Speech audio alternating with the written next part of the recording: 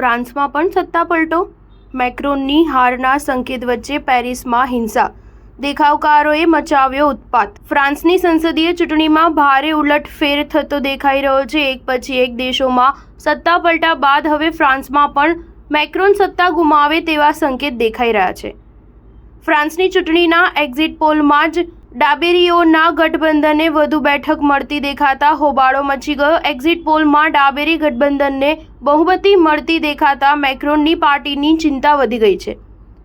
આ દરમિયાન પેરિસના માર્ગો પર જોરદાર હોબાળો મચી ગયો છે અને દેખાવકારો તથા પોલીસ વચ્ચે ભીષણ અથડામણની સ્થિતિ સર્જાઈ છે. રવિવારે સાંજે આ મામલે માર્ગો પર આગચંપીના દૃશ્યો પણ જોવા મળ્યા હતા. એક્ઝિટ પોલમાં અનપેક્ષિત રીતે ડાબેરી ગઠબંધનને સૌથી વધુ સીટો મળતી બતાવવામાં આવી છે, જ્યારે મેક્રોનની પાર્ટી બીજા ક્રમે રહી છે. જ્યારે મજબૂત ગણાતી લી પેનની કટ્ટર જમણેરી પાર્ટી નેશનલ રેલી ત્રીજા ક્રમે રહી છે. આ પાર્ટી વિશે જનમત સર્વેમાં ભવિષ્યવાણી કરવામાં આવી હતી કે તે સૌથી મોટી પાર્ટી બનશે, પરંતુ તેની હાલત દયનીય થતી દેખાઈ રહી છે.